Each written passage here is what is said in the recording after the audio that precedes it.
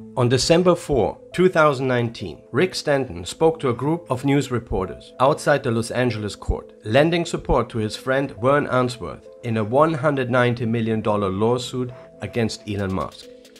Stanton expressed disappointment upon seeing photographs of Elon's proposed mini-submarine, citing concerns that it appeared to lack critical life support, ballast and trim systems.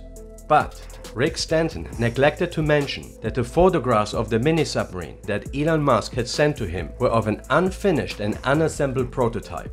The submarine was still under construction for at least another 12 hours since Elon had sent Rick the pictures of the escape pod for feedback.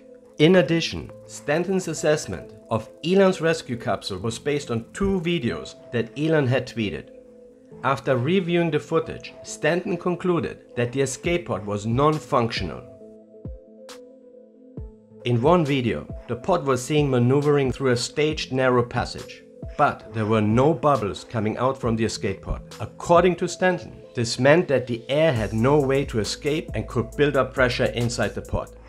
In the second video, Stanton noticed that the test subject in the escape pod was breathing from a spare air, a small cylinder with an independent regulator.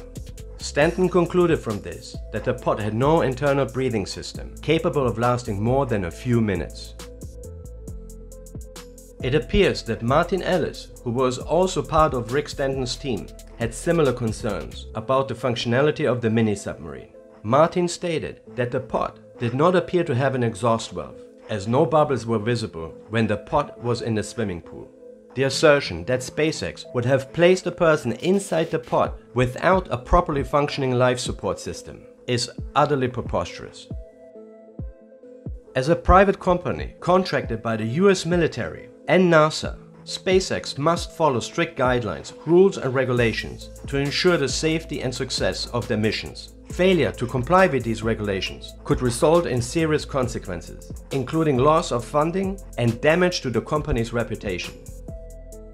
Amar Harris, one of the engineers behind the development of the rescue pod, oversaw the testing process. He developed a detailed test plan that included a dry fit check in the tubes built by the Boring Company, followed by the assembly of the plumbing for in-water configuration.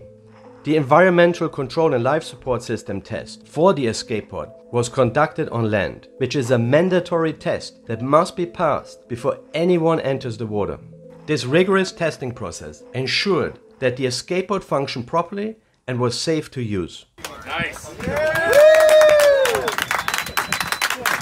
The maneuvering test underwater in the pool was performed with nobody inside the pod, and the pod was tested to go through the steel frame that is representative in size. This explains why there was no bubbles coming out from the pod in Elon's video, as there was nobody inside the pod doing this test. And finally, the test conducted with a human inside the pod, along with the mandatory emergency bailout plan, which explains the use of spare air as a safety precaution in the video.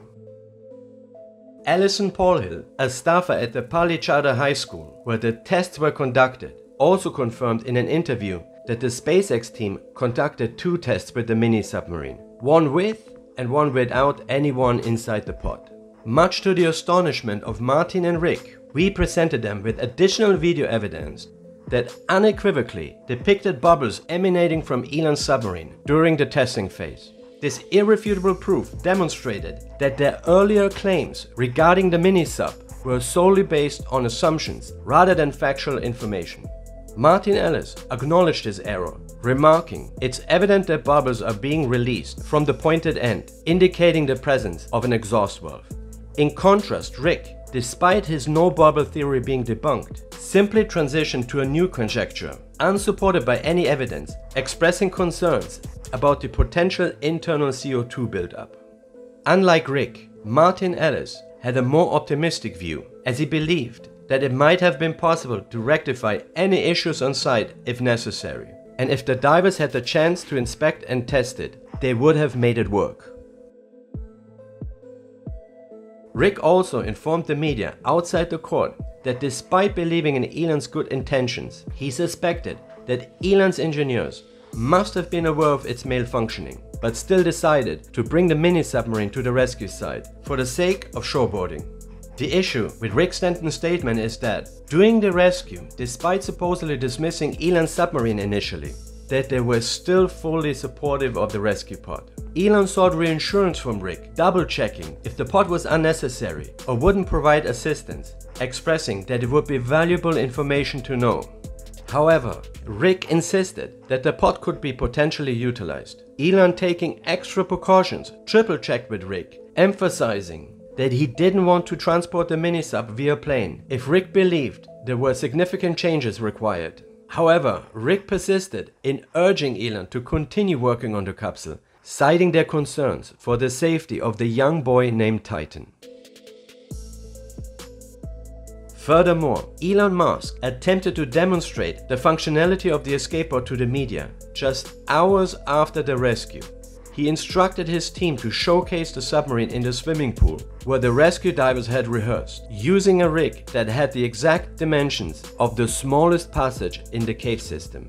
Unfortunately for Elon, the rig had been already removed at that point. Then Elon requested permission from the Thai authorities to demonstrate it inside the cave. But since the rescue had already been successfully completed, the Thai authorities denied his request to avoid any further risks. Elon respected their decision and left the submarine with the Thai Navy SEALs for potential future rescue missions. It is highly unlikely that Elon and his team would have attempted to demonstrate the submarine inside the cave in front of numerous news organizations if they were aware that the rescue capsule was not functional. It would have been illogical for them to risk their lives and the reputation of SpaceX, Tesla, and the Boring Company. Such a decision would have made no sense whatsoever. In addition, Rick's claim outside the courthouse that the escape pod only had half the air supply needed for the 2.5-hour extraction is also incorrect.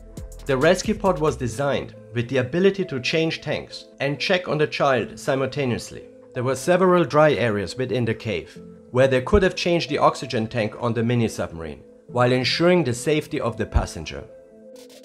Nonetheless, the next day, on July 11, after the rescue, the SpaceX team trained members of the Thai Navy on how to operate the mini-submarine, and Elon donated the rescue pods and 10 power walls to the Thai Navy SEALs for use in future rescue missions.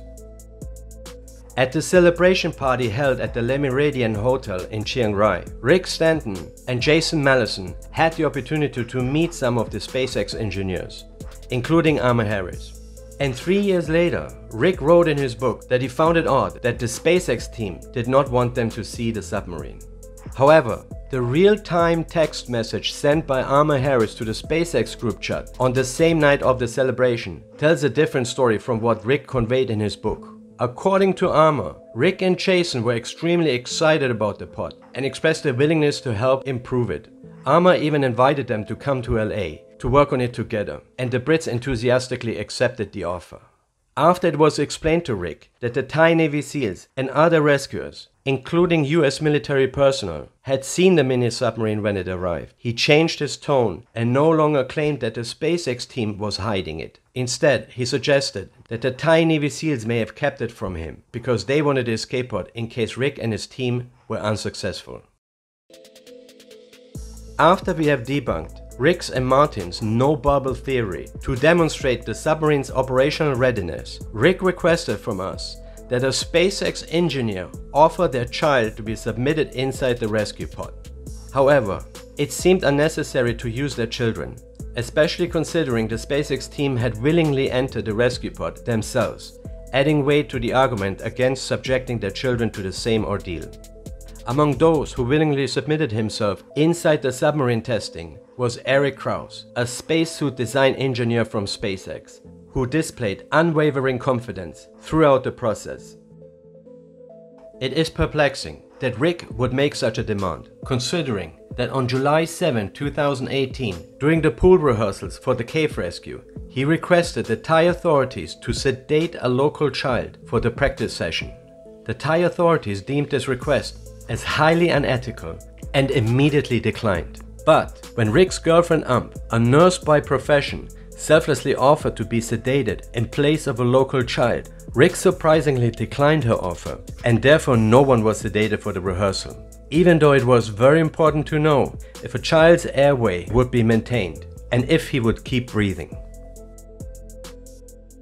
Stanton had never laid eyes on the rescue pod in person, and as a result was unable to examine it personally. And no other members of the rescue teams, as far as is known, have publicly criticized the rescue pod's functionality. On the contrary, the Thai Navy SEALs who inspected the submarine upon its arrival at the cave site informed Governor Naransak that it was technologically sophisticated. Additionally, there exists plenty of video evidence demonstrating the submarine in operation. Stanton stood alone in asserting that the mini-submarine was non-functional. Consequently, we requested him to furnish any evidence supporting his claims, but he was unable to do so. Alan Dale said it the best when he tweeted a great response, which highlighted the fact that rocket engineers, like those at SpaceX, who are highly trained professionals and understand the importance of human safety and life support systems, aren't going to forget that people need to breathe. In the end, the fact remains that Vern Ainsworth made a false statement about Elon's submarine not being able to make it through the cave system. Likewise, Rick Stanton's claim that the submarine was not functional was based solely on his assumptions, without ever having seen the escape pod and without any concrete verification. Surely, Rick's and Vern's conduct towards Elon Musk and his SpaceX team was an isolated incident. Otherwise, one could speculate that their behavior was intentional, right? Next, was there a pattern of Rick Stanton's and Vern Ainsworth's behavior towards other rescuers who were essential to the outcome of the rescue?